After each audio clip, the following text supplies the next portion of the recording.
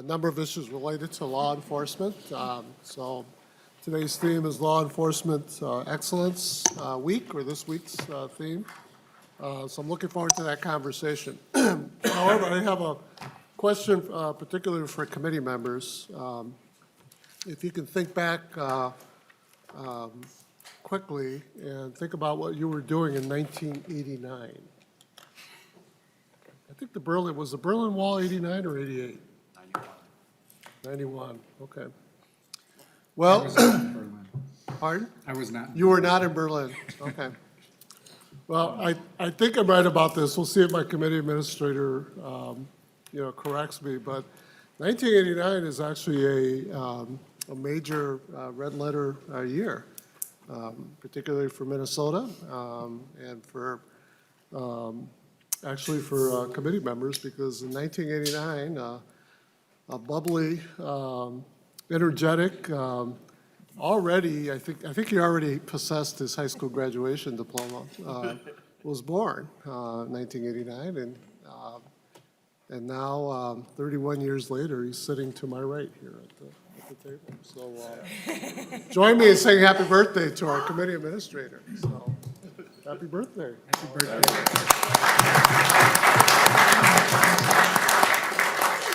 And because all things should come with something to satisfy the body as well, our committee legislative administrator has something he wants to pass around the table. Cake for you, buddy. Probably some help pushing it. We may need Paige's help here. Many are in the room. Yeah, we went to go get you some cake, and we're gonna share with everybody here. It's always true. You have something to slice that cake with, by the We way? have a knife in here that hopefully works.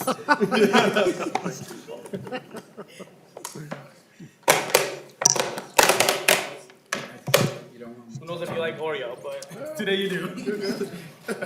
Oh, what's her Paige's name again?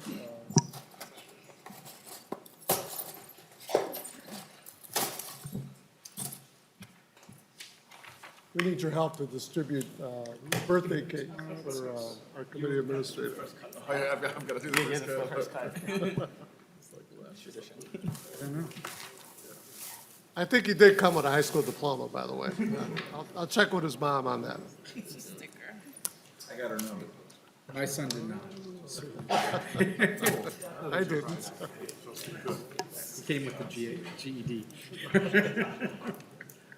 Members, we're going to start today's conversation as we're slicing up our cake with a presentation from the Minnesota Sheriff's Association on the LEXIPOL system that I am just myself starting to learn about.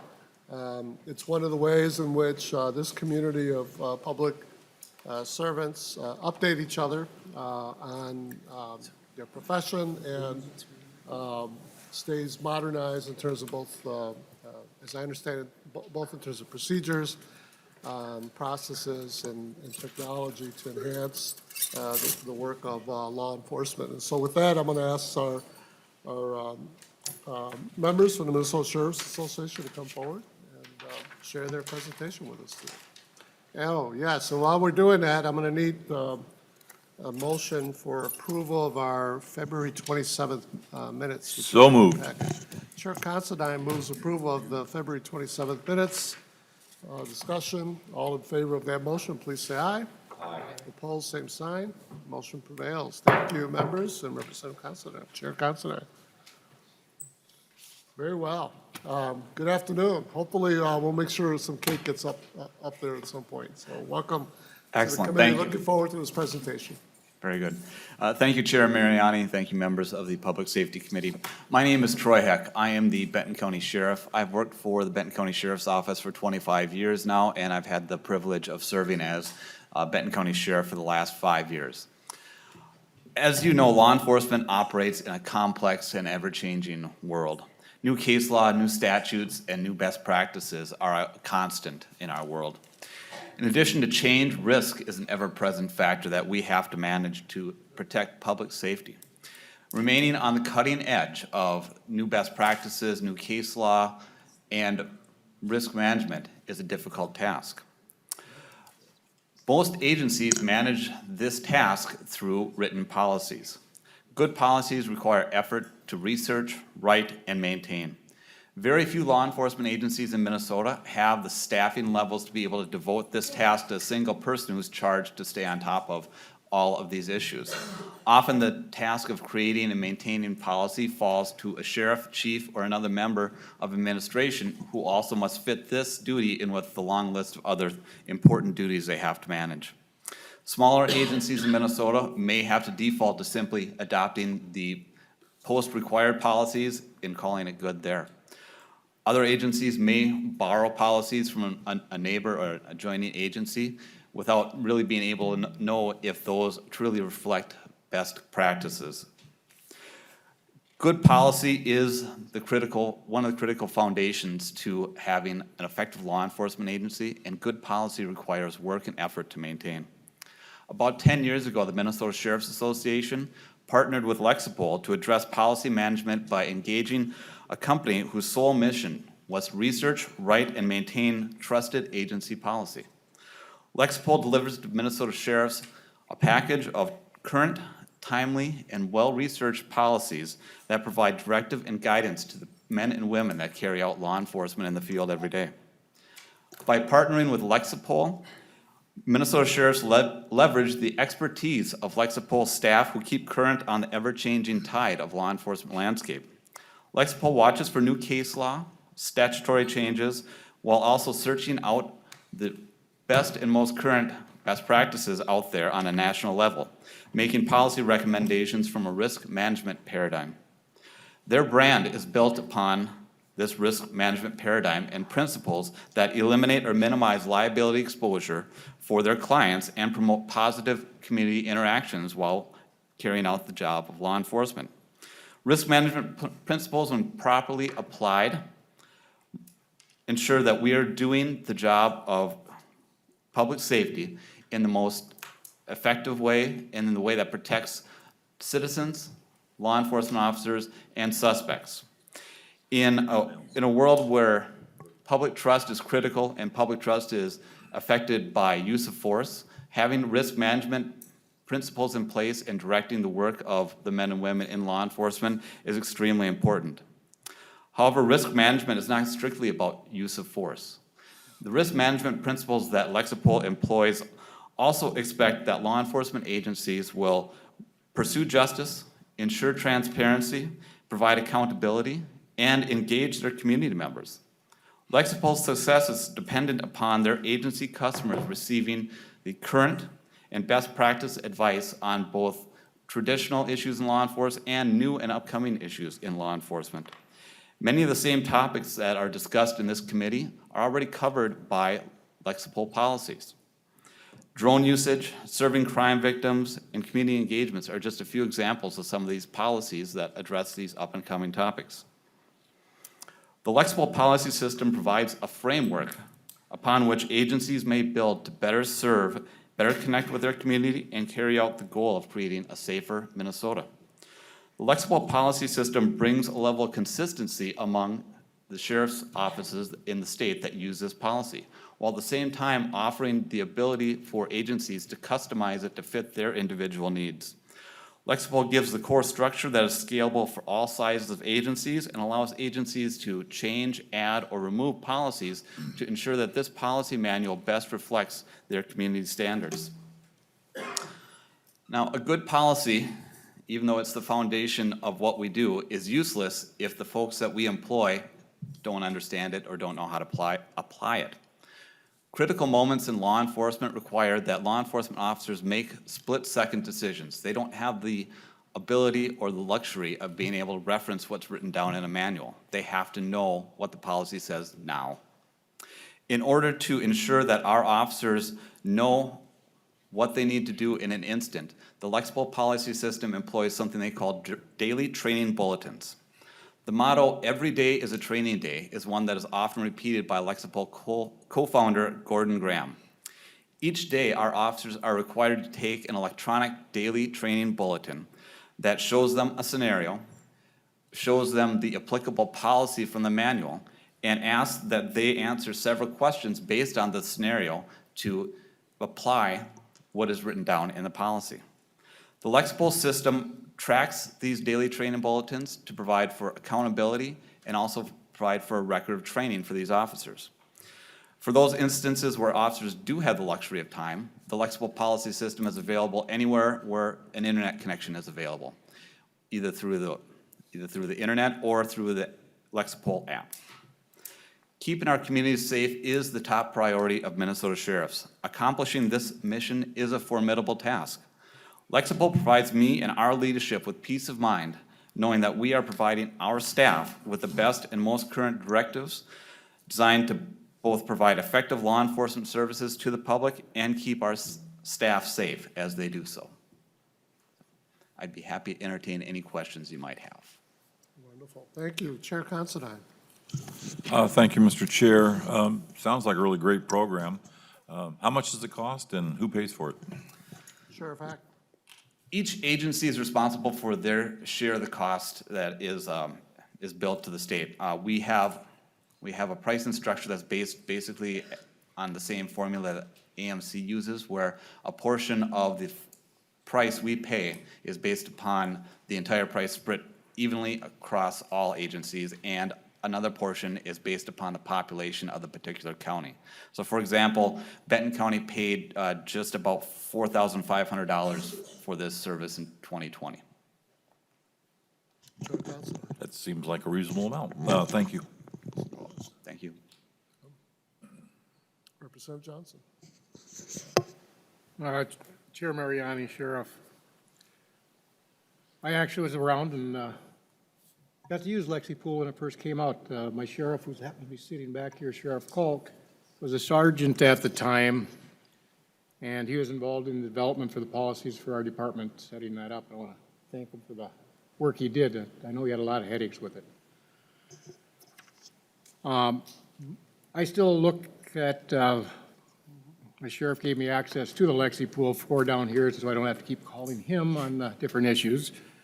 And it's surprising how often the issues we deal with this in the committee is already dealt with in the personnel policies at the, through the LEXIPOL program. And I just want to thank you for all the work you guys have, and the sheriffs across the state have done, because they've made a program that does its best to work well. The tough part is in law enforcement, there's no situation that's always the same.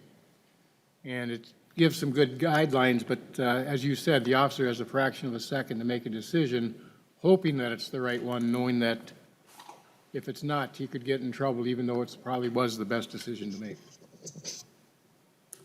Thank you, Representative Johnson. I would echo some of those words as well. It seems to me that part of what we need to do as legislators, as citizens elected to this body, is really, in regards to this, match our expectations with the ongoing effort on the part of our law enforcement community to do things like this, to enhance their professional knowledge, their skills. A lot of that eventually produces, I would think, good ways for us to be able to partner with our local law enforcement with strong legislative expectations on everything from reporting to just simply adjusting how we approach criminal justice relative to the empirical evidence that it's being shared among our law enforcement community. So I do commend our Sheriff Association for not waiting for laws while certainly working with us, but also simultaneously working within among themselves to enhance their professional skills and their knowledge as well. I look forward to learning more about this. We do have a number of sheriffs here, and I'm wondering if they would be so kind as to stand up so we could see them and let us know where you're from, what communities you're from. Welcome, Sheriff. Welcome to you. Welcome, Sergeant. All right, very well. Any other questions, Representative T? Thank you, Mr. Chair, and thank you for being here. I have a quick question. Do you know how many counties actually participate in this system? And, I think the chair sort of, alluded to this. I mean, is this something that we should legally put in place for all sheriffs to participate in using this system? So, I'm sorry. There are 79 out of the 87 counties participating in the LEXIPOL policy system. As to whether or not it's mandated, I will defer that to the judgment of this committee and the legislature. I will say that I firmly believe that my staff and the rest of the staff in these 79 counties are better trained and better equipped to do their job because of our partnership with LEXIPOL. If we did not have this partnership, there is no way that our agency would have the resources internally to be able to provide an exhaustive list of all the things that are covered in this manual, to be able to keep that content current, and to be able to provide these daily training reminders, that critical piece. There's just no way we could do it without this partnership with LEXIPOL. I'm just curious, Sheriff Heck, and you identified a few issues that we in fact have been wrestling with and shaping law and public policy around drones, for instance. We had quite an extensive discussion last year. We'll be having some of that again this year. Police community relations, I think, is one that is always on the table, and I think we all learn consistently from that. But I'm just curious, a couple of things. One is this like a highly interactive instrument and tool? So in other words, are there individuals that a department can call at the LEXIPOL provider to have real-time interaction with and provide advice? I'm just curious about how that works. So LEXIPOL does employ a number of subject matter experts. Okay. And I've had the pleasure of having telephone conversations with some of them. When we implemented this back in 2011, I believe is when we came on board, I was a chief deputy then. I was tasked with taking the LEXIPOL core policy system and shaping it to match our agency. So I got to interact with a number of the experts at LEXIPOL, and they are very willing to help. They're very willing to listen. They're very willing to provide their guidance. Again, without having this relationship, I would struggle to find that same level of service out there. Thank you, Sheriff. And I'm just trying to think also that in terms of what might be some cutting-edge issues that are on the horizon. And part of what makes me ask this question is, the looming, I suppose, inevitability of the coronavirus and what that means relative to our local law enforcement entities and what kind of policies might be guiding us relative to something that could be pretty big. Is that something that, would that fall within the line of kind of access to expertise and knowledge within the LEXIPOL community and instrument? I think there's several concepts that would come under the LEXIPOL policy system related to the coronavirus or other virus like that. We have good, strong policies in place that talk about protecting our most important asset in such a situation, that being our staff. They're given clear instructions on how to use personal protective equipment, what they're supposed to do, how they're supposed to carry out their work. I have no doubt that if you called up LEXIPOL and said, this is what we're facing right now, can you give us some best practice risk management recommendations on what we should be doing and how we should be carrying out our work, that they'd be able to provide us with guidance that is timely and correct in how to make sure that we're protecting our staff and serving the people that are looking up to count on us. Right. Are there any other questions? Well, if not, then Sheriff, thank you for being with us here today, and thank you for your leadership, and thank you for the association. 79 out of 81 counties, it's a pretty impressive buy-in. And so I commend you and your communities for that. Thank you very much for your time. Thank you.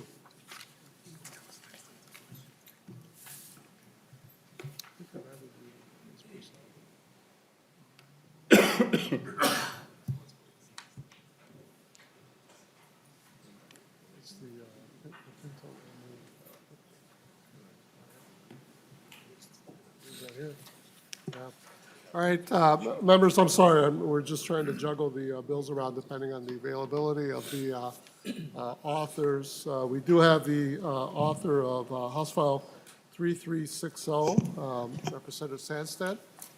And Representative, I'll move your bill, House File 3360, be re-referred to the Committee on Judiciary.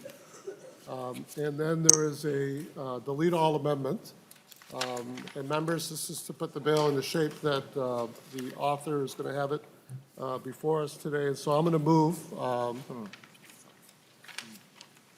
Oh, I'm sorry, that's right, yeah.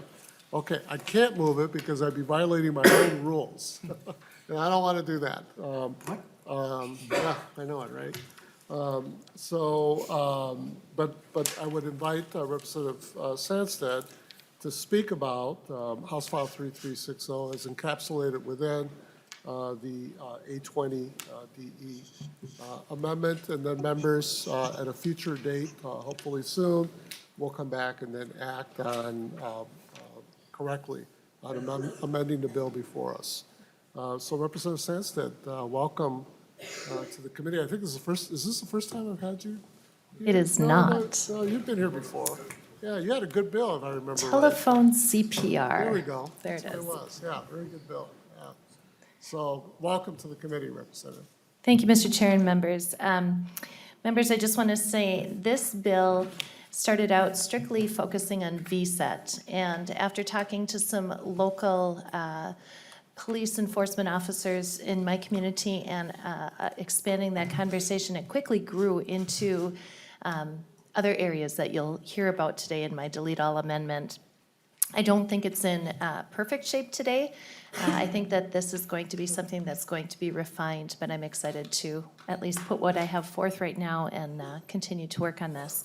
So thank you for listening to House File 3360 with the DE amendment. What this does is it makes several significant long-term investments to strengthen public safety throughout the state of Minnesota. As policymakers, it's not enough to focus exclusively on specific areas of the state like the Twin Cities, or to make public safety the responsibility of only one group of people, like police officers. All Minnesotans deserve to live in a safe community, and I applaud the approach this committee has taken, Chair Mariani, to build a community-centered vision around public safety. Through the robust investments in this bill, I think we have the opportunity to tackle some persistent challenges facing communities, not just here in the metro area, but also in greater Minnesota, where I represent. One of the issues that we're facing in my home district and other districts like mine in greater Minnesota is methamphetamine. We've made significant progress reducing its impact in the 2000s, but unfortunately it's back, and back in a really big way, especially in greater Minnesota. While I'm hopeful our work tackling the opioid epidemic will show results, we can't ignore how many more Minnesotans are being admitted to treatment for addiction to meth. In fact, this number tripled from 2011 to 2016. And in 2014 to 2018, the amount of meth that was seized increased 5 times. As we work to tackle these problems, we need to be thoughtful and comprehensive in our approach, not just with enforcement, but also with intervention, prevention, and treatment. To be most effective, this approach can be extended beyond addiction and can cover problems like violence and domestic abuse. House File 3360 accomplishes this in several different ways. Section 1 covers grants for substance abuse disorder services, which will expand evidence-based services with priority to project in areas with the highest crime rate, the highest concentration of disadvantaged youth, and will serve underserved and marginalized populations. This bill funds these at $1.5 million through the Department of Health. Section 2 covers grants administered through the Office of Justice Programs to implement local programs to reduce violence and promote community-based efforts to enhance safety and wellness. Grant recipients will work with the survivors and family members of those impacted to implement strategies to stop violence. This section is funded at $2.1 million. Section 3 of the bill covers grants to domestic abuse transformation programs that are effective in eliminating domestic violence between intimate partners, and this is funded at $2 million. Further, the bill appropriates $2 million in grants for VSETs, or Violent Crime Enforcement Teams, in Greater Minnesota. In the areas of the state that I represent, we've experienced an incredible uptick in violent crimes, including beheadings and shootings. Now, the educator in me knows that an ounce of prevention is worth a pound of cure, and that's certainly evident that we need, or when we invest in youth intervention programs. House File 3360 puts $1 million towards these critical services for at-risk youth. YIP programs include services such as truancy prevention, academic assistance, behavioral counseling, mentoring, and more. $1 million is appropriated to the Post Board towards training for law enforcement agencies in Hennepin and Ramsey counties. Finally, $500,000 is included for treatment courts to support those suffering from addiction to drug or alcohol or mental illness. Drug courts and hybrid treatment courts are effective in diverting people who are struggling toward the help they need and away from incarceration, which in many cases only serves to set someone backward on their road to recovery. To ensure that we're getting the best in our investments, this bill also includes reporting requirements. And Mr. Chair, at this point, I'd be happy to turn it over to our testifiers or entertain questions. Why don't we hear from the testifiers first, and then we'll go to questions. So I'm going to ask the testifiers to all come up at the same time. That way we'll save a little bit of time. I have Katie Kramer, Paul Manure, I hope I pronounced that correctly, Megan Close, and Maya Elizondo. Please, yes, come forward.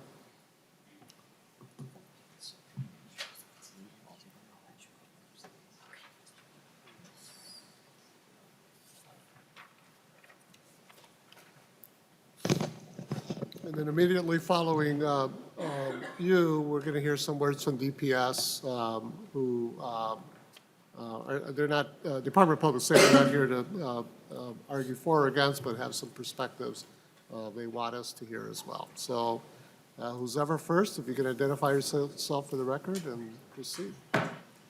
Hello, Chair Mariani, members of the committee. I am Katie Kramer, Policy Director with Violence Free Minnesota, the Coalition to End Relationship Abuse. I'm here today in support of HF 360 amendment, which will provide funding for programming to transform the behavior of domestic violence perpetrators. The solution to domestic violence is not to lock away perpetrators forever. It's not to release them into the community without any programming. The solution is to promote programming that has been shown to transform behavior, to prevent future violence, and to save the lives of domestic violence victims and their children. The solution is in programs like Step Up, a program of the refuge in Chisago, Isanti, Pine, and Kennebec counties. The Step Up program works with men who have perpetrated domestic violence. They fund this program solely with their thrift store proceeds and thus are only able to run one group each year in each of their counties. This is a program that has a recidivism rate of less than 10% and a program where there is a constant demand for more groups in those counties.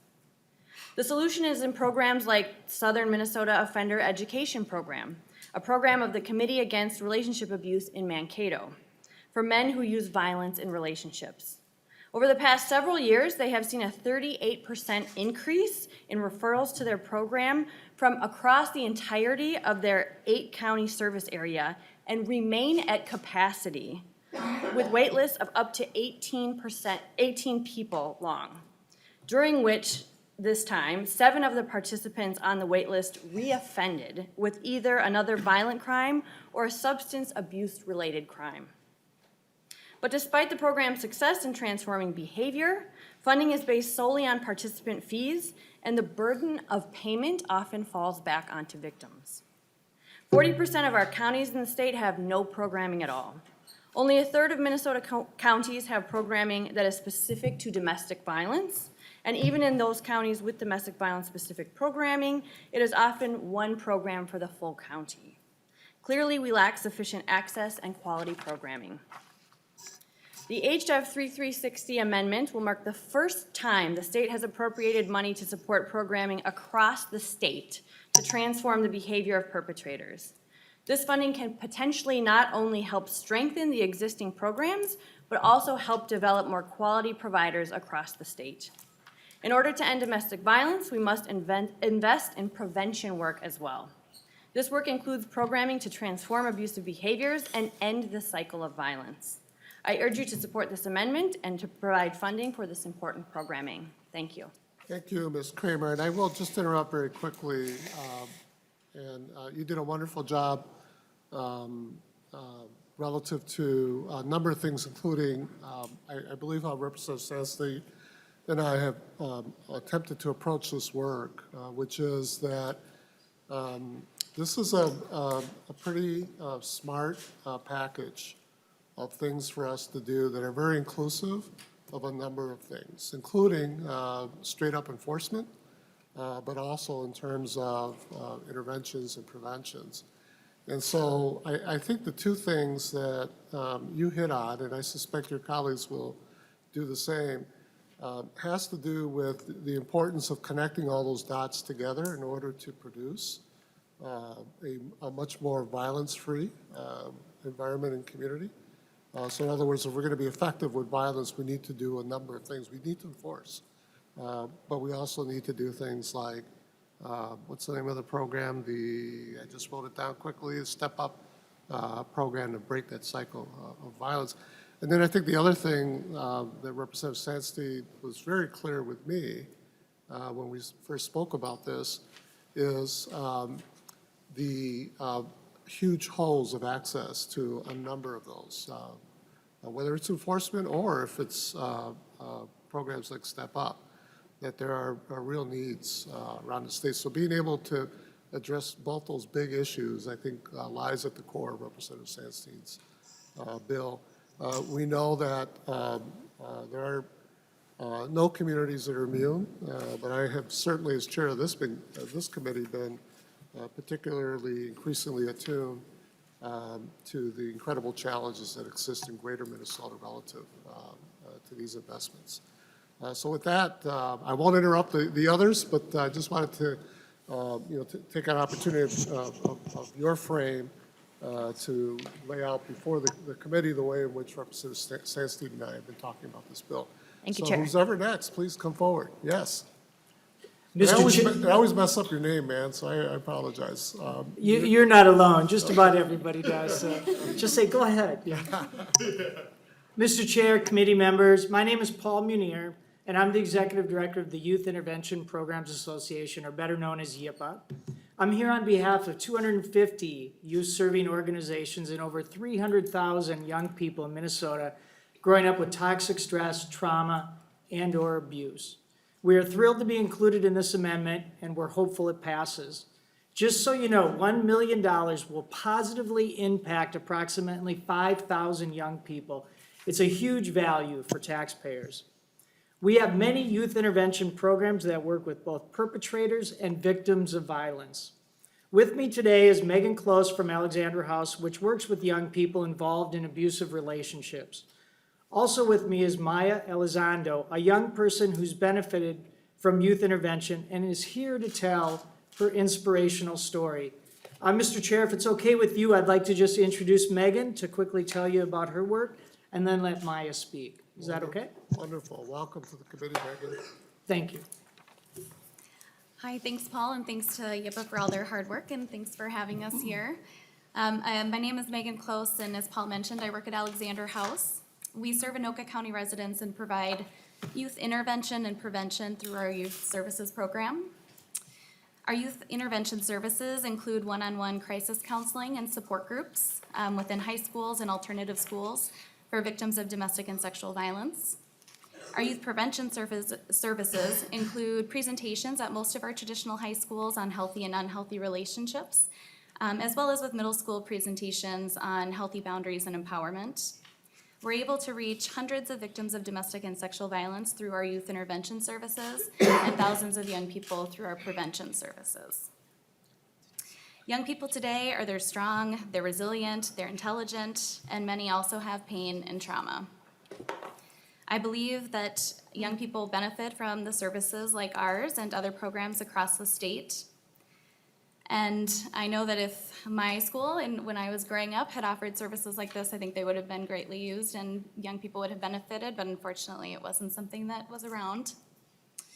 And speaking of bright and resilient young people, I'm very honored to be able to introduce our next speaker. I first met Maya, and other folks met Maya through our Youth Leadership Institute last summer, which is a 2-week program that first does 1 week of education of young people on issues of violence, advocacy, and prevention. And the second week, they take on a project and see it through from start to finish. So Maya's like a very impressive person, as you're about to find out. And who better to speak about the importance of youth prevention and youth intervention but a young person. So here's Maya. Thank you, Ms. Close, and welcome to the committee, Ms. Alessandro. Thank you, I appreciate that. First, I'd like to apologize to Paul for stealing his chair. Hi, everyone. I appreciate the opportunity to testify about youth intervention today. My name is Maya Elizondo, and I'm 17 years old and a senior at Champlain Park High School in the Anoka-Hennepin School District, and I was lucky enough to participate in the Youth Leadership Institute at the Alexander House this past summer. In my sophomore year of high school, when I was 15, I was in an abusive relationship. As a former straight-A student, my grades quickly fell, along with my confidence, self-esteem, and overall image of myself, and my anxiety I already dealt with daily increased tenfold. Thankfully, I ended the relationship 7 months later, but I had no idea that my healing process would take more than double that time.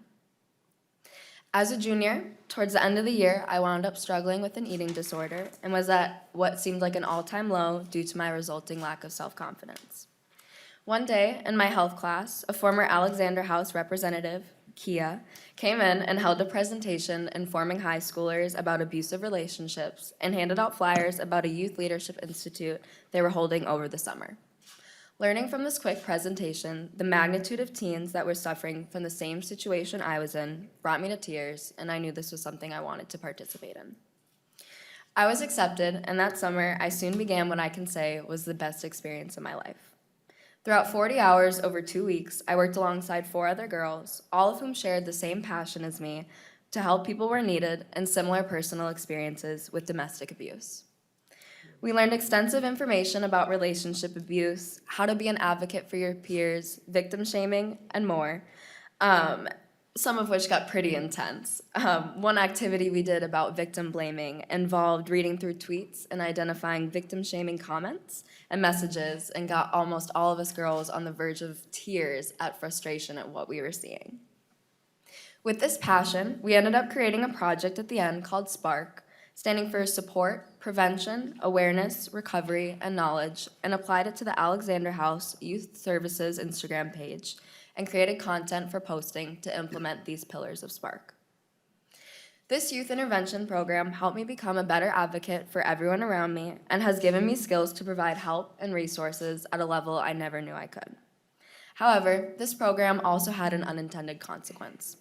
As I learned more and more about abusive relationships and abusers, I was finally forced to confront my past relationship and truly start healing and moving on, doing so around the most unbelievably supportive people. However, these new skills and confidence I had gathered were tested only a week after the institute ended, when I ran into my ex-boyfriend at a graduation party. As I sat beside my friends laughing, I felt a hot breath on my neck and an angry whisper I had dreaded hearing for a year. Excuse my language, but he whispered, "Be gone by 11 or else, you fat effing whore." A message intended only for my ears. I immediately froze with fear, the familiar rush of adrenaline and worry clouding my thoughts. Now, the old Maya would have run out of there as fast as she could, but I was no longer the same girl I was before. I felt like I now knew his playbook, all the tactics he used, as he was a textbook abuser, and I was determined to no longer be the textbook victim. I would not let him get the control I now knew he was so desperate for. I was staying past 11. When he returned to the party promptly at 11, he seemed shocked I was still there and proceeded to hurl verbal assaults at me in front of 20 other shocked faces, all while I stayed completely silent, allowing the perfect chance for people just to see a glimpse of how angry and abusive he could get unprovoked. It worked, and he was not so kindly escorted out of the party and out of my life. I am now in a healthy relationship, safe from violent behavior with my current boyfriend, and I am now confident with myself and my abilities. I would have never dreamed of being the person I am today, and that is all thanks to the youth intervention program at the Alexander House. I gained confidence in myself, unexpected knowledge, and the best support system out there.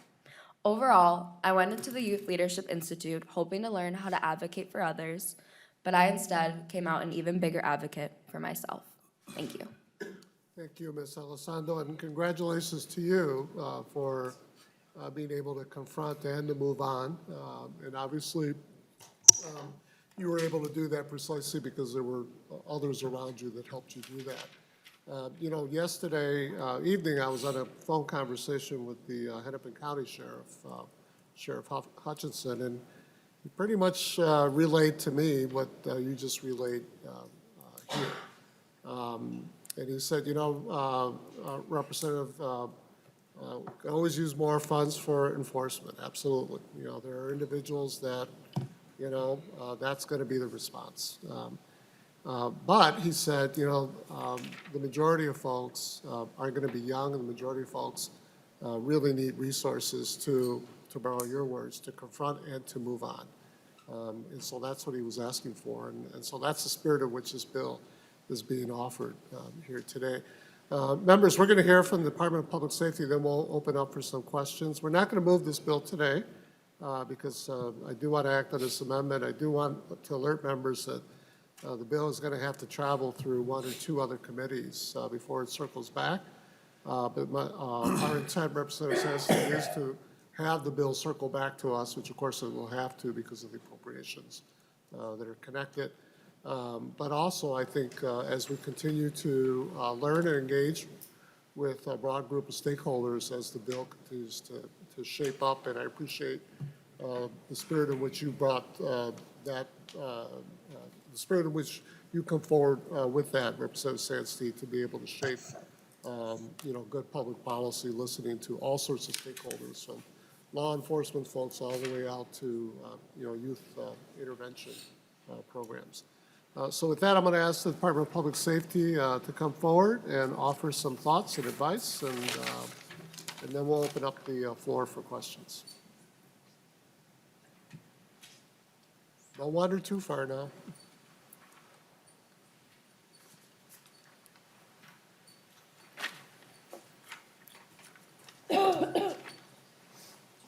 Welcome to the committee. Thank you, Chair and committee members. My name is Kate Weeks. I'm the Executive Director of the Department of Public Safety's Office of Justice Programs. Chair and members, my name is Drew Evans. I am the Superintendent of the Minnesota Bureau of Criminal Apprehension. Well, thank you for having us here. I can't add to the incredible testimony that you just heard. But we are here to answer some questions and provide a little context. Through the Office of Justice Programs, we administer, as you can see, many of the grants that are included in the Delete All amendment that you're reviewing today. For context, one of the things that I wanted to raise, and it's a question that we often get. So, for example, with the youth intervention programs that you heard a little bit about, currently, the Office of Justice Programs receives approximately $6 million in state funds to administer this program. The total amount requested in the last competitive cycle was over $12 million. So there are a lot of programs throughout the state of Minnesota who are not receiving state funds for the work that they do. In addition, part of the Delete All amendment is an investment in violence prevention, particularly gun violence. One of the programs that the state invests in that we administer is called the Community Crime Prevention Grant Program. Currently, we receive per biennium almost $2.4 million for nonprofits throughout the state.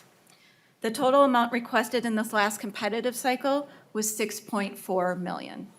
Once again, there's more need than funds available. And finally, Violence Free Minnesota has provided incredible testimony about the need for their transformative investment from the state. We currently do not have funds specified for this. We provide, our focus through federal and state funds is with crime victim services. And so this would be a new program through the department. And so I don't have statistics on the need, but it is something that we currently don't fund. With this work, I really appreciate the ability to work with the author of this bill and others to make sure that the Office of Justice Programs is set to administer this bill. So I appreciate all of the outreach. And then I also have the superintendent with me. With the violent crime enforcement teams, that was the basis of this bill.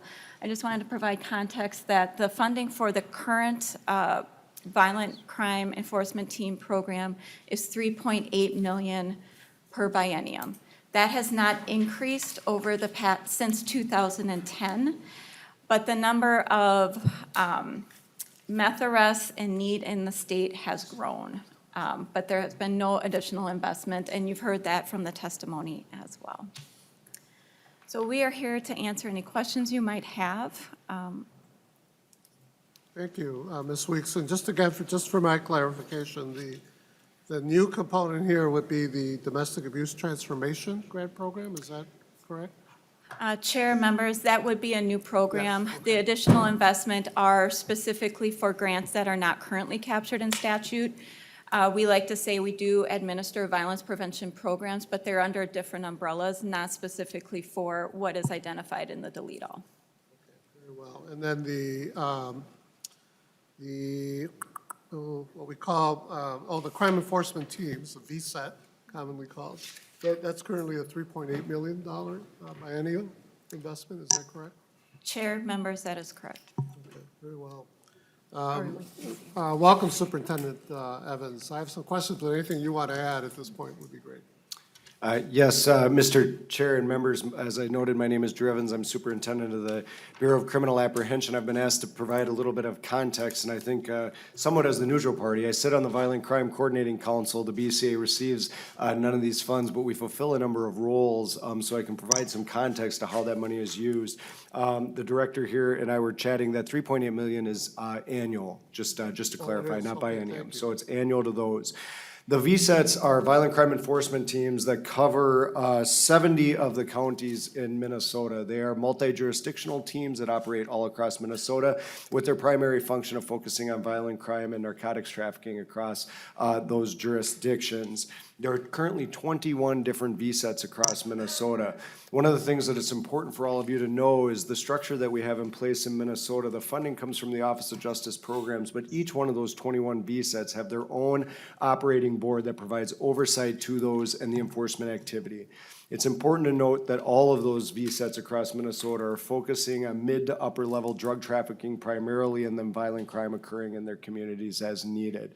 These are not looking at street level drug dealing. This is looking at large multi-jurisdictional entities that are operating, that they're trying to disrupt the traffic flow into their communities across Minnesota. One of the things that I think I'd just like to hit on before we answer any questions, I think all of us in law enforcement absolutely agree with some of the premises that were here today.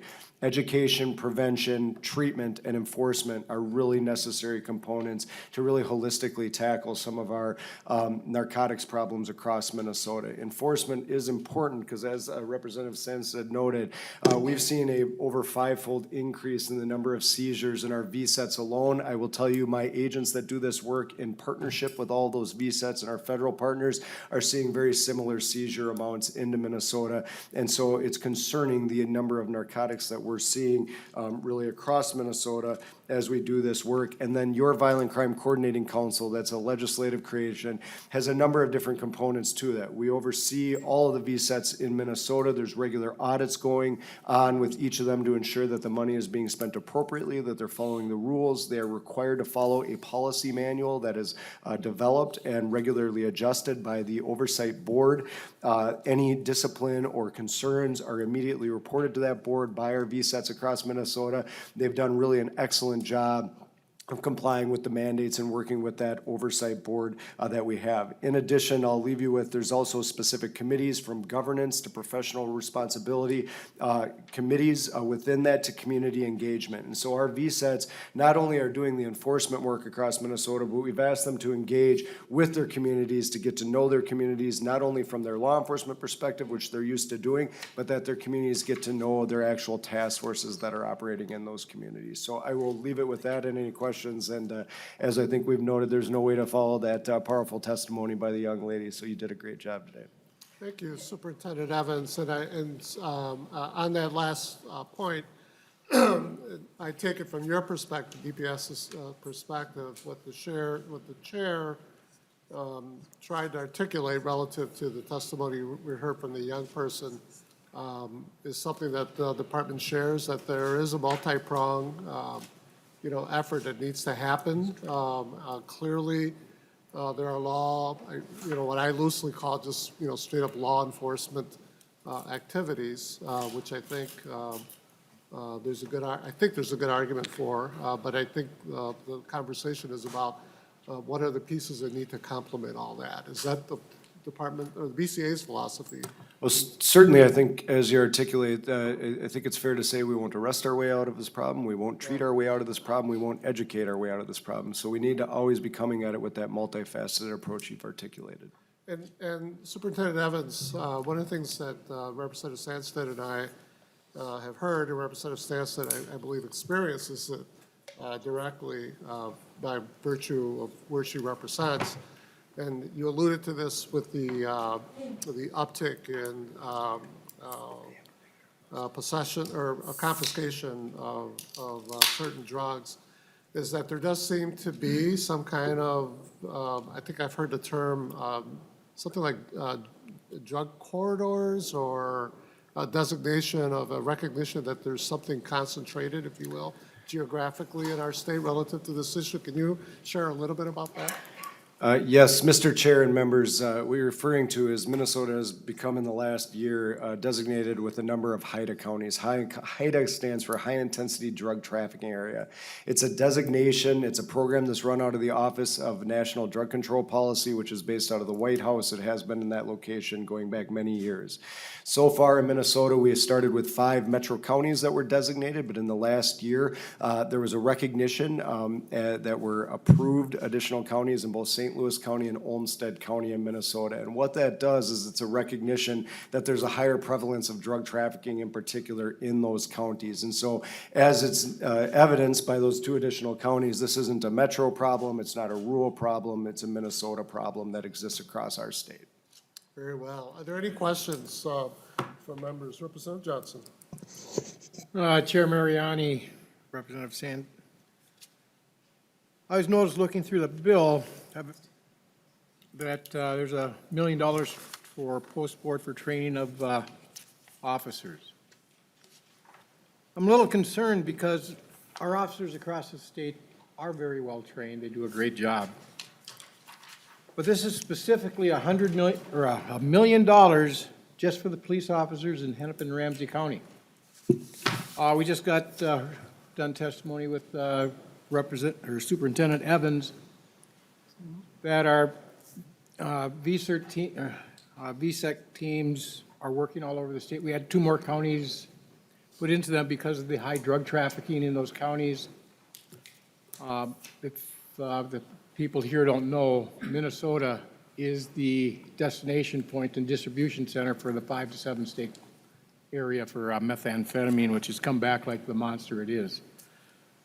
Is there any special reason why you just designated $1 million just for Hennepin and Ramsey County when there's 85 other counties and probably another 400-plus police departments across this state?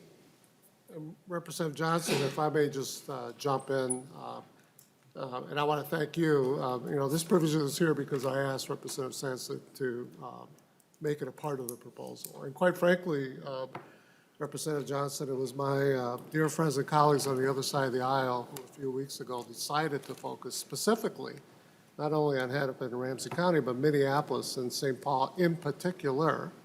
And so, quite frankly, because I don't totally disagree that there should not be a focus. I'm looking for common ground here. And quite frankly, this is a work in progress. I actually, my conversation with the sheriff, and I'll be speaking with Sheriff Fletcher soon about this as well, there may even be better ways to target these resources, but still focused on Hennepin and Ramsey. And so as the minority leader indicated in his press conference a few weeks ago, we was concerned about Minneapolis and St. Paul, LRT in particular. It seemed to me a wonderful opportunity for us to meet on making the investments that we should be making. At the same time, Representative Sandstede, you have a very comprehensive bill that responds in a similar fashion, in a targeted way for big holes that we have in greater Minnesota. So I think there's a lot of room for us to meet on this issue, but Representative Sandstede, I certainly would invite you to respond as well, but seeing as I was the one who asked you to put that in, I thought I would respond first. Thank you, Mr. Chair, and Representative Johnson, I really appreciate you bringing that up. As I've been working on this, I've been reaching out to local law enforcement, and there certainly is the need statewide for this. And this is a conversation that I had with Chair Mariani about how prescriptive it was and limited. And I do think that there is more work that needs to be done and can be done and will be done addressing this issue before it comes back to the committee again. In order to get the amendment ready to go and be heard today in committee, it is what it is today. It isn't in its final state. Very well. Representative Lucero, oh, yes, you had actually flagged me way earlier and I skipped over you, so. Thank you, Mr. Chair. Well, my comment way earlier was going to be, just because you're the first time, you don't have to only bring desserts as your first time, because last week I brought desserts, and I was trying to set an example in the Judiciary Committee. But I look forward to desserts, Sarah.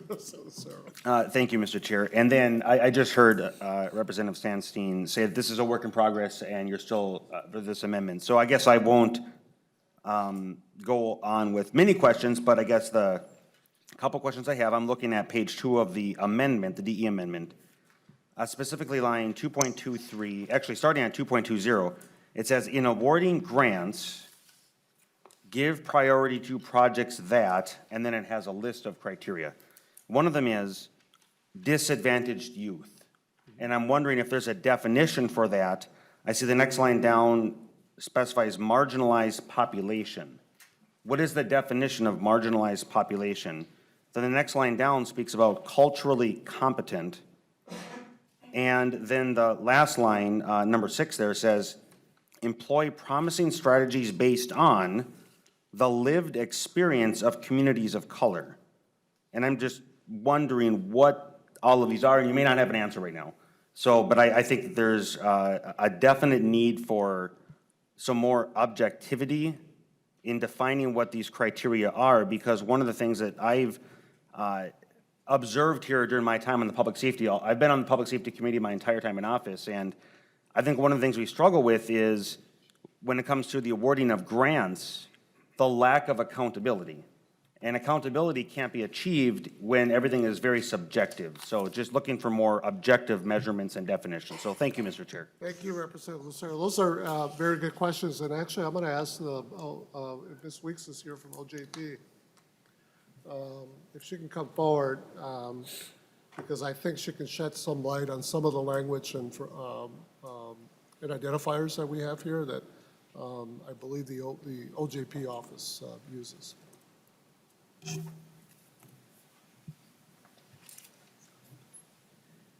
Welcome back, Ms. Weeks. Chair members, hello.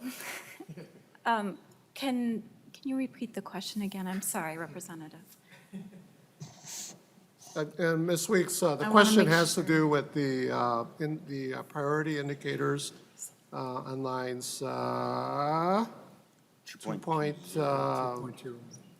On the second page, bottom of the second page, where you talk about disadvantaged youth, I think culturally competent trauma, practice-based evidence, et cetera.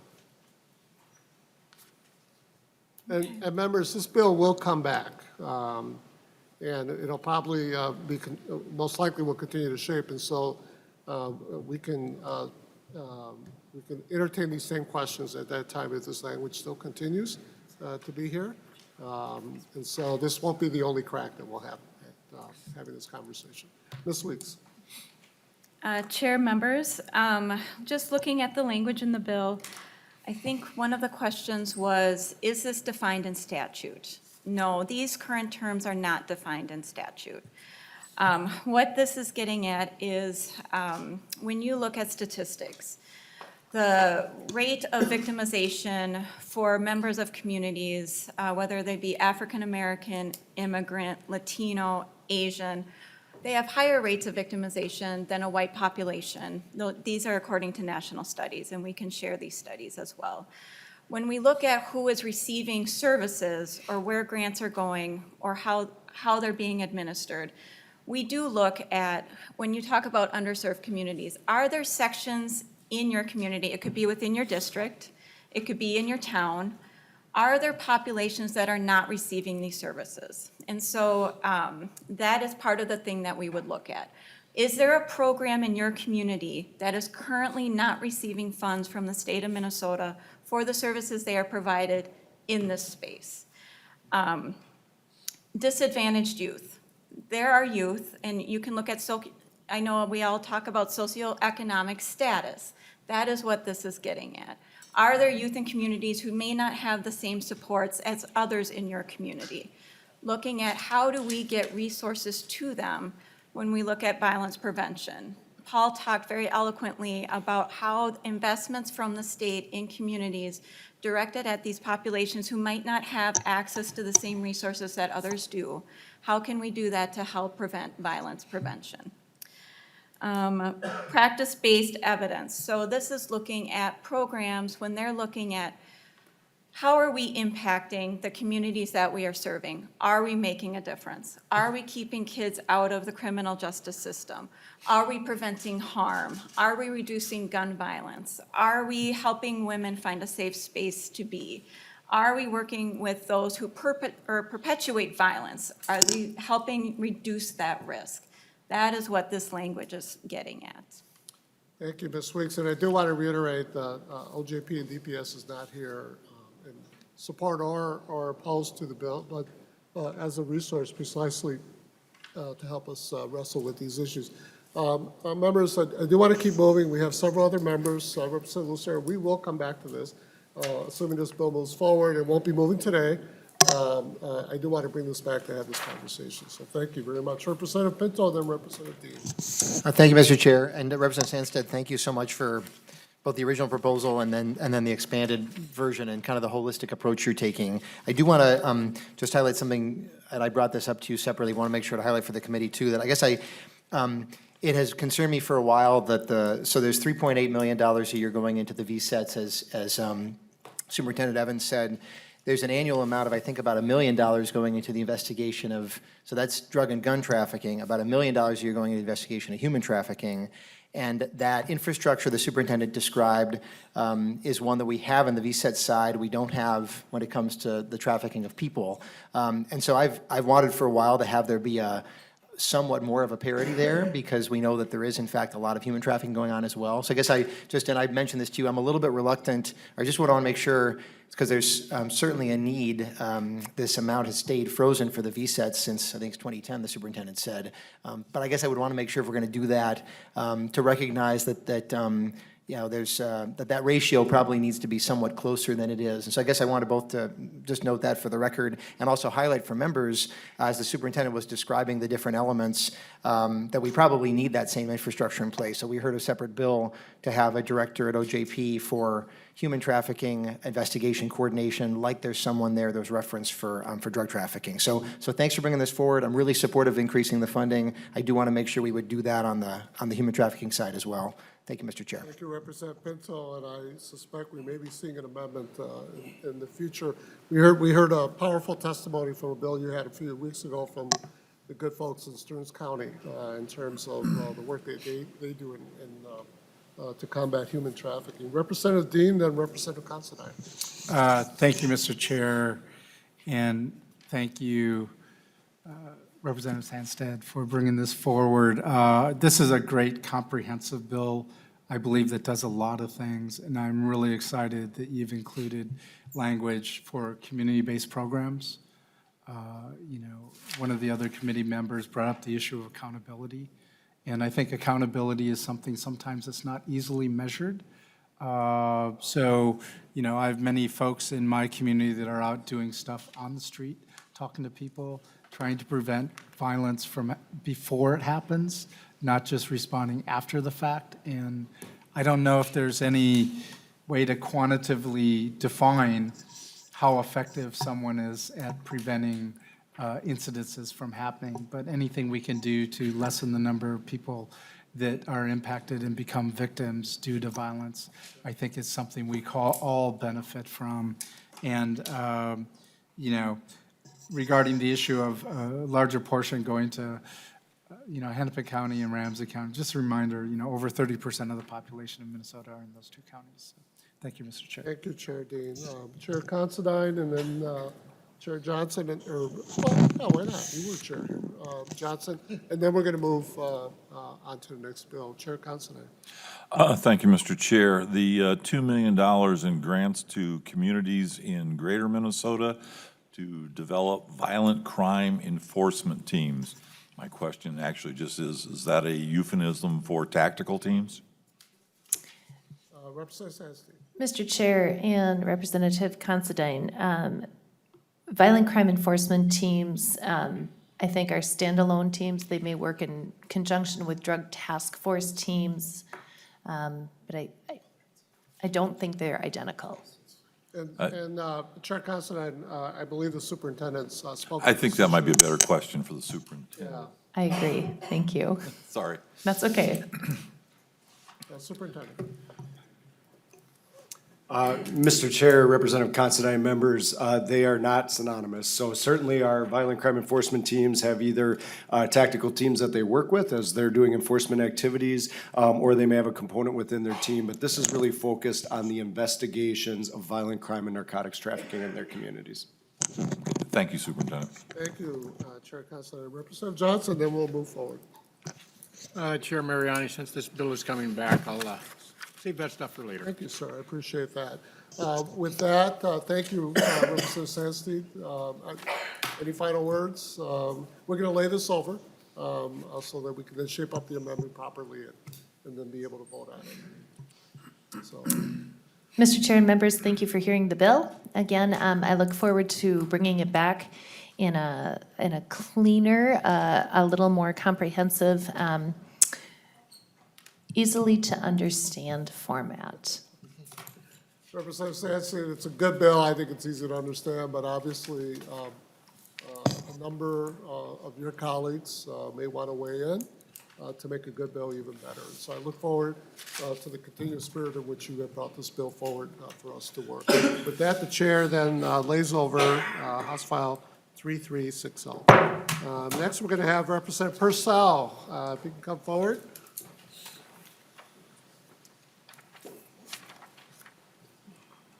To my good friend, Representative Persell, the chair moves House File 3229 be referred to the General Registry.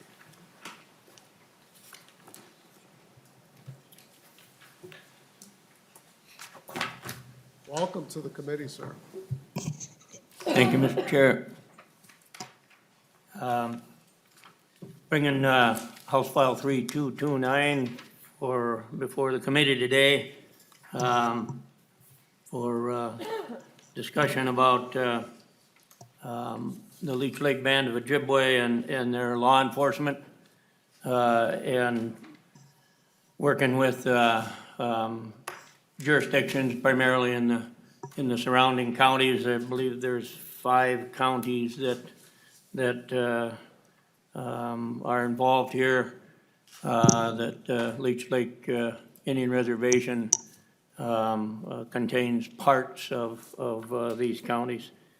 And this bill provides that the Leech Lake Band of Ojibwe would have concurrent jurisdictional law enforcement authority with the sheriffs of these counties within the boundaries of the reservation, regardless of whether a cooperative agreement exists. And I have some testifiers, and I thank them for coming forward, that they will explain more of the nuts and bolts of this, why this bill is needed and why it's best to proceed and pass this bill. So if I may, Mr. Chair, I'd like to turn it over to testifiers that I have here, that Chief of the Leech Lake Band Law Enforcement, Mr. Kenny Washington, and Mr. Leonard Fineday, who's the attorney with the Leech Lake Band of Ojibwe.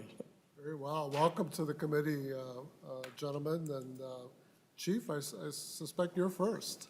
Welcome, Chief. Thank you, Chairman Mariani. Members of the committee, thank you for allowing me to testify on behalf of House File 3229. My name is Ken Washington. I am the Chief Police for the Leech Lake Tribal Police Department and have been approximately for 8 years. The Leech Lake Tribal Police Department was established in 1999 as the public safety arm of the Leech Lake Band of Ojibwe. The department was founded to enforce civil regulatory laws on the Leech Lake Indian Reservation. In 2000, a cooperative law enforcement agreement was entered into between the Leech Lake Band of Ojibwe and the 4 counties that overlap the reservation's boundaries. These counties include Beltrami, Cass, Hubbard, and Itasca. As part of this agreement, officers of the Leech Lake Tribal Police Department are required to be licensed by the Minnesota Board of Peace Officer Standards Training Post Board. This agreement is still in effect today, and the size and the responsibility of the Leech Lake Tribal Police Department continues to grow every day. The officers working for the Leech Lake Tribal Police Department are held to the same standards as every other peace officer in the state of Minnesota. From the initial educational requirements to certification by post to continuing education credits, we are bound to the same policies and rules as every other law enforcement agency. We patrol approximately 1,000 square miles, covering 4 counties. As of the 2010 census, the reservation had a population of 10,660, making it the largest in the state by number of on-reservation residents. The problems we confront daily are no different than any other law enforcement agency in the state of Minnesota. On paper, it appears that the Tribal Police Department acts as a secondary agency, but in truth, it is a primary law enforcement agency in the eyes of the Leech Lake Band members and provides the same service to all citizens living on or near the Leech Lake Reservation. The Leech Lake Tribal Police Department, on an average, fields over 10,000 calls for service each year, a number that only continues to increase. What is often overlooked is that we supplement the ranks of our respective law enforcement agreement partners and are often the only responding agency. Shared radio communication allows us to monitor the radio traffic of neighboring jurisdictions, and our officers respond to all priority calls regardless of which agency initially dispatched the call. The Leech Lake Tribal Police Department employs approximately 30 sworn police officers, 17 civilian positions. This includes fully operational dispatch center, which is open 24 hours a day, 7 days a week. The patrol division consists of 2 sergeants, 2 senior officers in charge, 20 patrol officers. This includes school resource officers at the Buganagizik School and Cassac-Bena High School and Middle School. Gaming officers assigned to the Cedar Lakes Casinos and Northern Lights Casino, as well as 2 highway safety officers whose primary duty is reducing the number of impaired drivers and crashes on the reservation highways. Investigative divisions consist of 6 investigators. This includes a general crimes investigator, a domestic violence, sexual assault investigator, a human trafficking investigator, and 3 narcotics investigators. There is significant overlap within this division, and while each investigator has their own area expertise, they all work together and assist one another with cases when needed. The Leech Lake Band is seeking this change in legislation to reflect the progress our department has made since its formation over 20 years ago. We have a very good relationship with our overlapping counties and will continue to develop and enhance that relationship as time goes on. However, the statute as currently reads requires my department to have an agreement with the local sheriffs in order to operate. This should not be the case, as it allows a county, which is a non-sovereign entity, the ability to dictate to a sovereign entity, our federally recognized tribal government. The language in HF 3229 fixes this inequity and will allow our department the independence to continue to steadfastly provide quality public safety services to the residents of the Leech Lake Reservation. I urge you to pass this legislation. Thank you for this opportunity to testify today. If you have any questions, if you have any specific questions, I would be happy to answer them. Miigwech. Thank you. Thank you, Miigwech, Police Chief Washington, for your testimony. Mr. Finde, did you have a statement to make as well, or you just here to? Mr. Chairman, I'm primarily here to provide any technical assistance for questions the committee may have. However, if I could, I would just like to make two points on behalf of the Leech Lake Band of Ojibwe. And again, Mr. Chairman, committee members, my name is Lenny Finde. I'm an attorney with the Leech Lake Band of Ojibwe. And I would just like to state that the purpose behind Leech Lake in bringing this bill forward is, and by no means to diminish the relationship that we have with our four county sheriff departments. And in fact, we want to build on that relationship. We want to enhance the relationship, but we want to do it as co-equal mutual partners, rather than from a position of one being in the authority to say, well, hey, if we're not going to be in the agreement, then you don't have the right to exist in order to enforce criminal laws in the state. And so that is the push behind this. This is not any way for us to get out of our communication with our sheriff's departments, but in fact, we want to continue to build on the relationship that we have. And I would just highlight the relationship that the Leech Lake Band has with Cass County in northern Minnesota, which last year received the University of Minnesota Humphrey School Innovation and Local Government Award for the number of things that we do together cooperatively. And the MOU that we have between Leech Lake and Cass County that extends far beyond law enforcement and even judicial services, but goes into human services, infrastructure, and things like that, where we're working together. And ultimately, that's the Leech Lake Band's goal, but we need to be doing that from a position where the sovereignty of our people is recognized. So thank you for that. Thank you, Mr. Finde, and congratulations to both Cass County and to Leech Lake for receiving that distinguished award. Members, we do have members from Prairie Island community here as well. I don't know if they wish to comment, but as you all recall, we did pass legislation successfully last year. Similar legislation with the Prairie Island community, and certainly would welcome any comments or advice members from that community would have for us as well. So welcome. Thank you, sir. Mr. Chair, members of the committee, good afternoon. My name is John Preem, and I'm the Chief of Police for the Prairie Island Tribal Police Department. We're the official police department of the Prairie Island Indian Community, a sovereign tribal nation located in Goodhue County. I'm here today representing the Prairie Island Indian Community and asking you to support House File 3229, which would modify the requirements of Minnesota Statute 626.93 for the Leech Lake Band of Ojibwe to exercise concurrent state law enforcement jurisdictional authority on tribal land. You'll recall that during the 2019 session, the Minnesota legislature overwhelmingly passed and the governor signed a bill that removed the county agreement mandate for Minnesota Statute 626.93 for the Prairie Island Indian Community. For context, the Prairie Island Tribal Police Department was established in October of 2003. The police chief and the first two officers were hired in early 2004. Today, my department has an authorized strength of 14 licensed peace officers, 1 community service officer, and an emergency management coordinator. 3 of our officers are tribal members. Since our inception almost 17 years ago, we have effectively used community policing methods to provide public safety for those who live on and travel to Prairie Island. When we were here last session, the legislature made a commitment to us through the passage of our bill, and we made a commitment to you that we would continue to work on education and communication for this issue going forward. We're happy to be back here, and to report to you on what has and has not changed since the passage of Senate File 1100 in 2019, which had the same singular edit that Leech Lake is asking for now, to remove the mandate for a county agreement in order for Minnesota to transfer state law enforcement authority to a tribal law enforcement agency. Here's what has not changed. Our officers still respond to more than 5,000 service calls annually, and those calls run the full spectrum that peace officers face in every community in Minnesota. We're well equipped to handle emergency situations year-round on both land and on water.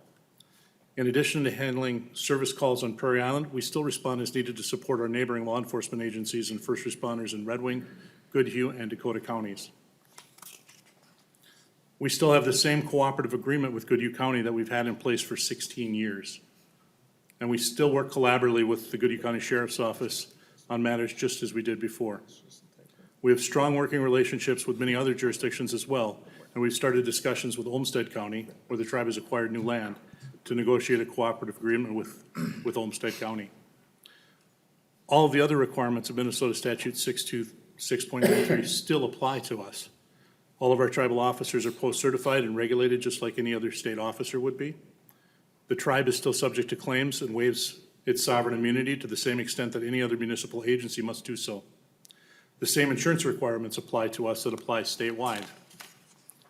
The data practices laws of Minnesota apply to us. The crimes charged are still prosecuted in the state law system where all state law procedures and protections apply. In sum, nothing about the way that we have done business over the last several months has changed with Senate File 1100. Here's what has changed, though. The state relationship has changed with us in a very powerful way. The delegation of state law enforcement power is now a matter between the state and the tribe, and the local relationships are a matter of mutual consent and partnership, not a function of servant and master. The tribe can protect its people, and if there is a matter related to our authority that needs to be resolved, the tribe will be able to resolve it, sovereign to sovereign, not sovereign to local unit of government, where a myriad of challenges could arise. We strongly believe that this should be the experience and opportunity of all Minnesota tribes, and that the bill before you today is another step in that direction. The proposed change before you is straightforward. However, the intent behind the change is fundamental to recognizing the Leech Lake Band of Ojibwe for what it is, a sovereign tribal government with the power of self-determination. We appreciate the committee's time today and the opportunity to speak before you, and ask for your support of House File 3229. Thank you. Thank you, Mr. Chair. Thank you, Police Chief Kramer. It was a privilege to be able to take part in that legislation last year. My hope is that we'll do the same this year as well, and I look forward to hearing back from the Prairie Island Nation relative to how that is proceeding and how that's working out. We do have our Commissioner of Public Safety, Commissioner Harrington, wishes to say a few words on behalf of this bill, and then we'll do some questions. Representative Dash, I've got you teed up, and then we'll try to keep moving. I still want to get a couple of motions before us before we adjourn. Welcome, Commissioner, to the committee. Chair Mariani, members of the committee, my name is John Harrington. I'm the Commissioner of the Department of Public Safety, and I'm very happy to be here today to speak in support of this bill. I have traveled throughout the state of Minnesota. I have visited both the Leech Lake Police Department, Tribal Police Department, as well as Prairie Island and many others. I can tell you that what I've seen firsthand is it's a first-rate police department. It meets all of the state requirements and all the state standards, and in fact, it exceeds that in terms of technology, training, and the experience of its officers. In short, it is a model police department that I would be proud to be a member of or to have worked for over the course of my 30 or 40 years in law enforcement. As I look at this legislation piece, I concur with the chief from Prairie Island. I think it's a fairly straightforward proposition. There is no need for a mutual aid agreement or an MOU in this case. They are, in fact, practicing law enforcement the way The state has asked every police department to practice it. And in fact, having come from a police department at Metro Transit that serves in 8 different counties, but never had to have an MOU for us to be able to do law enforcement in any of those counties, it struck me as very odd when I first arrived at public safety that a sovereign nation would need to have an MOU with a specific county in order to do what is right by their tribal members. It is also notable to me that in my conversations as I've traveled around is that many of the tribal police departments, and Leech Lake is certainly one of them, they're able because of their size to operate on a 24/7, 365 basis, whereas many of the local police departments and sheriff's departments are hampered by their staffing requirements to have to staff the jail and courts and everything else. And in fact, my experience is that the tribal police departments are often functioning as not just the backup, but oftentimes the primary police department when the sheriff's department does not have staff on duty. And so if they're able to be the primary police department when the sheriff is not able to have someone on duty, able to provide the kind of law enforcement services that their community desires, it seems to me that it makes absolutely crystal clear sense that they should be able to operate as a sovereign nation and as a police department that is recognized by the state of Minnesota. Very well. Thank you, Commissioner Harrington. We do have some questions, but is there anyone else that wishes to testify in the bill before we go to questions? Please come forward.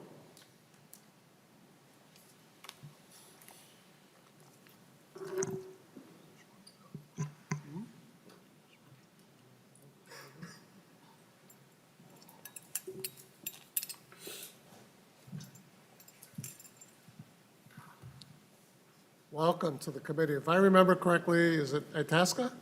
Santee. Oh, man. Yeah, it's one of the two, so, one of the Is. So. Welcome to the committee, sir. Mr. Chair, members of the board, my name is Chris Kalk. I'm with the Santee County Sheriff's Department. Today, I'm representing the Minnesota Sheriff's Association, and we would be in opposition of a change to the cooperative agreements in reference to what's proposed. And if I may, if it were to go into effect, this amendment as written would take away local citizens' voice in having a say in a large portion of public safety where they reside. For example, if a non-tribal member owning property and or living within the boundaries of the reservation called upon the need for law enforcement services and the tribal police department handled the matter and the victim of the crime or the reporting party had a concern over the response, they would request to speak to tribal law enforcement. We would hope things would be rectified at the tribal law enforcement level. The next step for the citizen, if not satisfied, is to go to the unit of the government that oversees the law enforcement agency. In this case, it would be the Reservation Business Councils. Reservation Business Council members are voted in by the enrolled members of the band of each tribe. This is the governing body of the tribal government which oversees the tribal police departments. Non-tribal members are not allowed to vote in tribal elections. Therefore, they have no say who is elected to serve on the tribal government that is overseeing the tribal police department.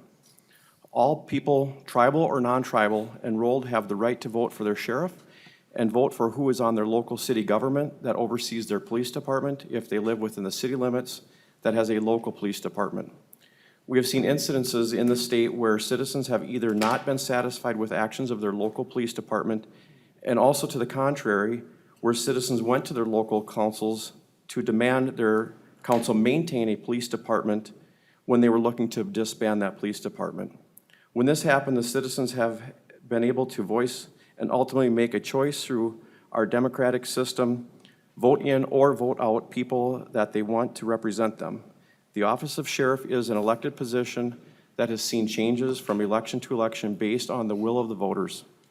This amendment will have citizens in Minnesota residing on or owning property subject to law enforcement directed by government in which they cannot participate.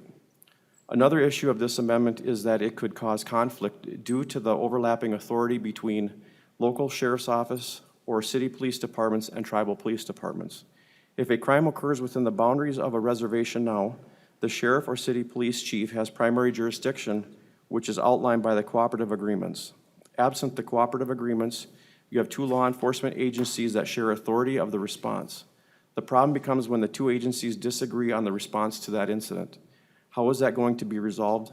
Who is going to have the ultimate authority to decide that response? You have a critical incident and it needs to be resolved. We now know that the city police departments have primary jurisdiction within city limits. Sheriffs have jurisdiction within the entire county, however, maintains primary jurisdiction of the incident falling within the county and outside city limits where there is a police department. Back to the cornerstone of our democracy. If a disagreement occurred in the boundaries of a city now, where, or for example, the sheriff and the local city police chief had some disagreements over the response, the citizens would be able to have their voice heard at the local city council meetings and ultimately vote in the next election to have a different council member represent them and have a voice in who oversees their police department. And the citizen has the ability and the right to vote for the elected sheriff. The non-tribal citizens will never have the ability to voice in who is representing them on the tribal government. The cooperative agreements have been working well for years. Most tribal police departments and local sheriff's offices or police departments are able to work very cooperatively to serve the best interests of public safety in their communities. In the instances where relationships break down for whatever reason, there are disagreements, there must be an avenue to resolve that. Even a committee created to hear the disputes will not change the fact that this amendment would essentially eliminate our democratic process. It would create a situation in which citizens would be governed by a government in which they are not allowed representation. Mr. Chair, thank you. Thank you, Sheriff. And as a Culk? Culk, C-A-U-L-K. Very well. Thank you, Sheriff Culk. We did hear a similar testimony, I believe, last year, making some of similar arguments in this committee. So most of that is not new, but certainly issues worth wrestling with. Members, I have 4 members with questions. I'd like to get through this, get to a vote, and we've got a couple very quick procedural motions to keep bills moving in this short session. Representative Nash and Chair Considine. Representative Nash. Thank you, Mr. Chair. A question for the author and possibly some of the law enforcement folks up there. So Representative Persell, last week we talked about red flag laws, and you voted for the red flag bill. If there were a red flag issued off the reservation, how would that get enforced on the reservation? So if someone went to the sheriff's department and then talked about a red flag law for somebody living on the reservation, can you tell us how that would be handled and taken care of? That might be a question for the police chief. Thank you, Mr. Chair, and I am going to defer because that gets a little beyond my technical expertise, but I think that someone with more legal expertise or the sheriff's department, something like that, so I'll defer on that question. When it comes to enforcement of criminal laws within the Leech Lake Reservation boundaries, we're bound by, like any other law enforcement officer in the state of Minnesota, and we would be, if there's violations or criminal violations that are occurred, we would be forwarding those on to the correct jurisdictional prosecution authority, if that's what you're referring to. May I add to that real quick, Mr. Chair? Something that wasn't talked about here is the relationship that Leech Lake Band has with the counties. And that's a fairly solid relationship, been built over the last 30, 40 years that I've seen. So there is a direct communication there that with the legal system, the court system, if you will. And Mr. Chair. Representative Nash. Thank you, Mr. Chair. I'll be brief on this next one. So Representative Persell, you also voted for the House File 8, which let's say that a transfer initiated in a county, but the local tribal law enforcement might know something about an individual that was the recipient that would preclude that. What would happen in that situation, if you would help us understand how that all shakes out as well? Mr. Chair, Representative Nash, my understanding of the current relationships with the county governments that abide on the Leech Lake Reservation, the parts of the counties that do, is that is fairly well honed over the last several decades, that their communications, they would they would know, they would be able to discern what needed to transpire as far as enforcing law. And Mr. Chair.